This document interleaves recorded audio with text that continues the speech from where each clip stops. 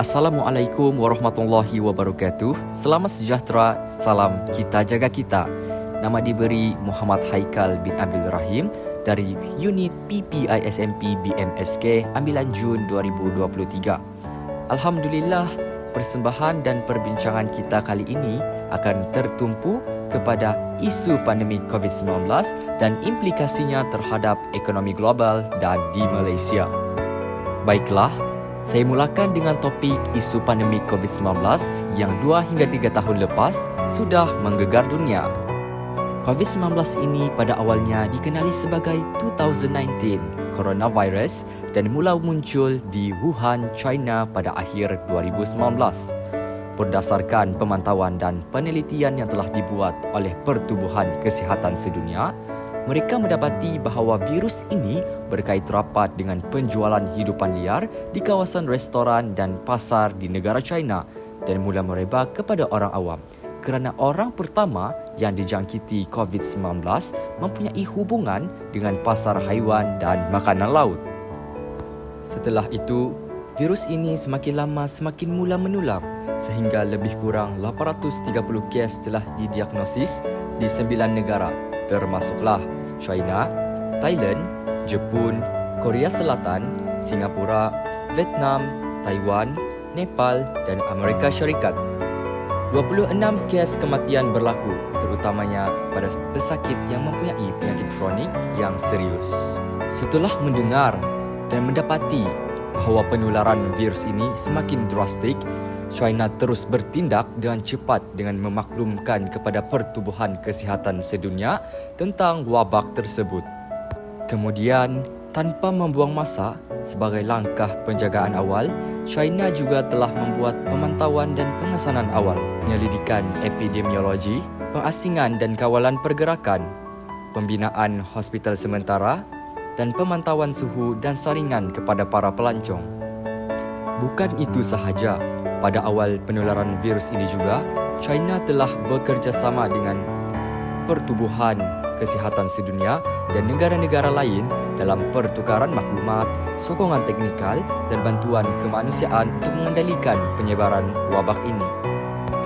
Kemudian, setelah mendapat keputusan bahawa virus ini merupakan wabak yang membahayakan nyawa manusia, pada 11 Mac 2020, Pertubuhan Kesihatan Sedunia telah mengisytiharkan COVID-19 sebagai pandemik dunia sehingga mencetuskan kegusaran kepada umat manusia.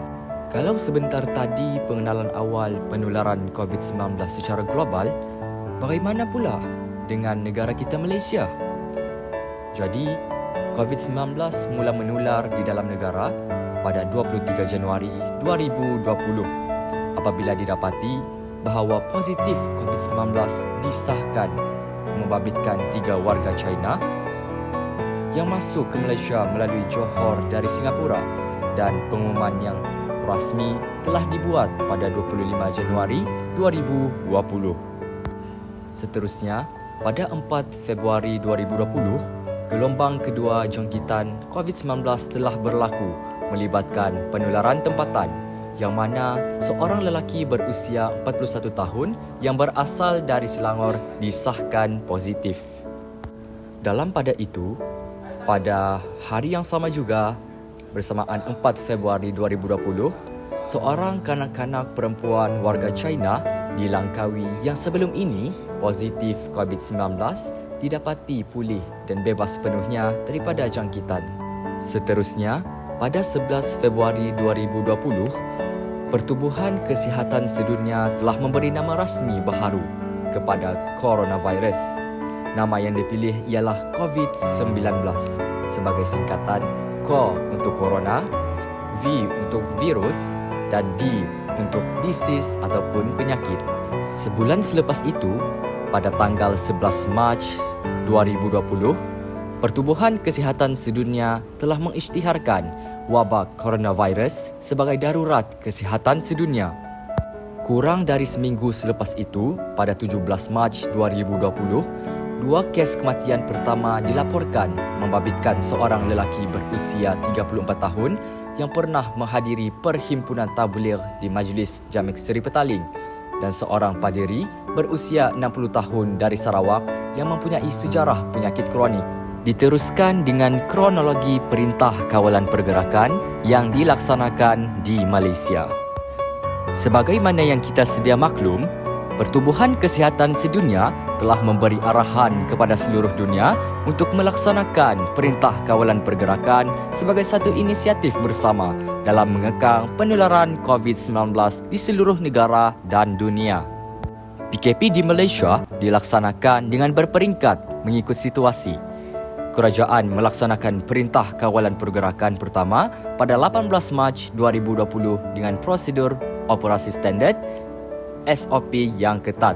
Antaranya ialah pembatasan pergerakan, penutupan perniagaan tidak penting, kawalan pergerakan antara negeri dan antarabangsa dan memberi bantuan kewangan dan makanan kepada golongan yang kurang berkemampuan.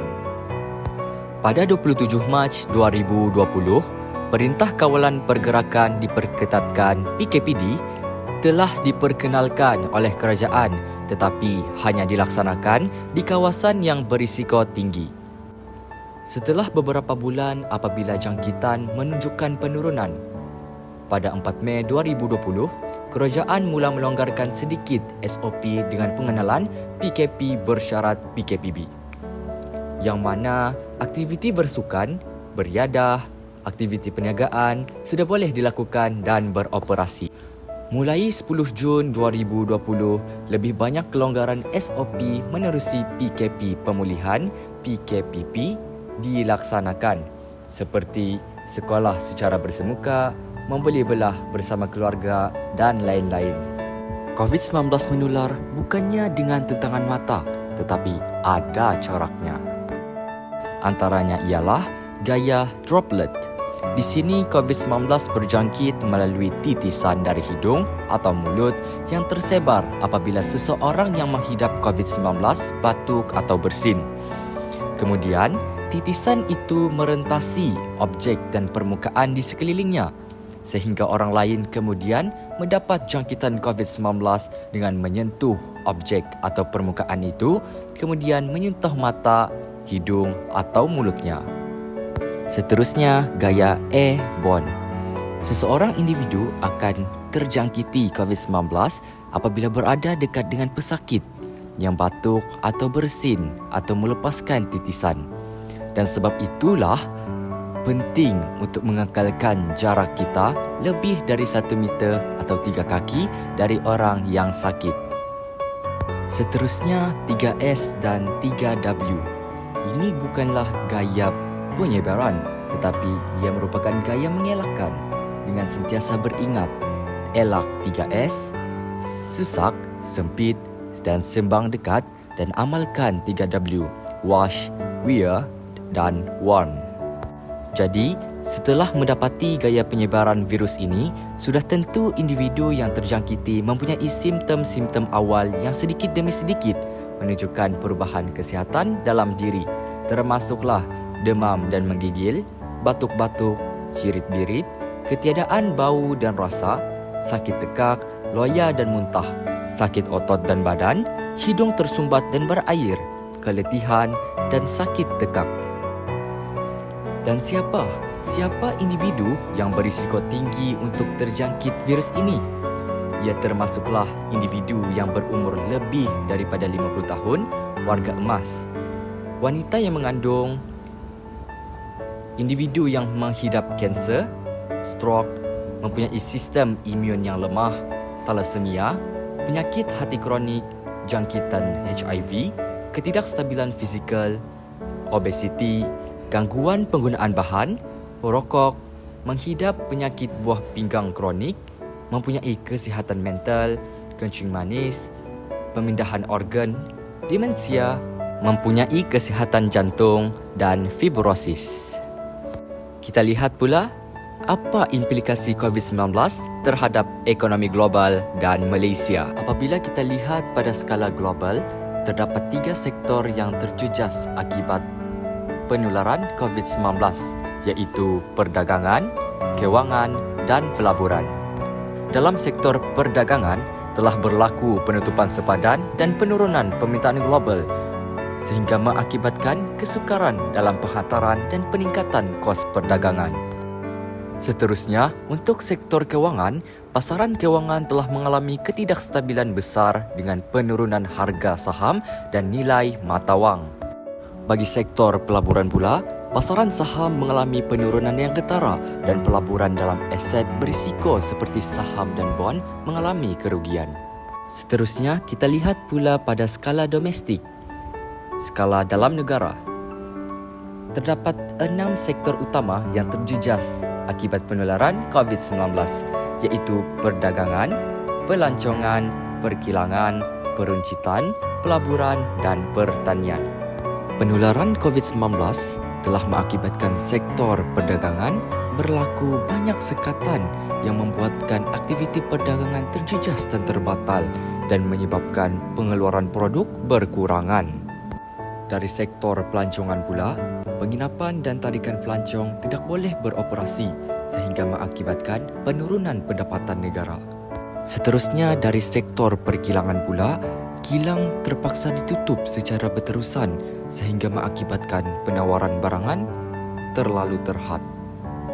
Bagi sektor peruncitan pula, rantai bekalan terjejas disebabkan penutupan perniagaan yang berterusan sehingga menyebabkan peningkatan inflasi di seluruh negara. Untuk sektor pelaburan telah berlaku ketidakstabilan pasaran kewangan sehingga membuatkan para pelabur bersifat risiko untuk melabur. Dan yang terakhir, dalam sektor pertanian, penurunan permintaan semakin berkurangan sehingga menyebabkan penurunan harga dan pendapatan. Kesimpulannya, pandemik COVID-19 telah menimbulkan kesan yang luas dan mendalam ke atas pelbagai aspek kehidupan manusia. Ia telah menyebabkan gangguan besar dalam ekonomi global dengan penutupan perniagaan, gangguan dalam rantai bekalan, penurunan permintaan dan lain-lain seperti yang telah dibincangkan.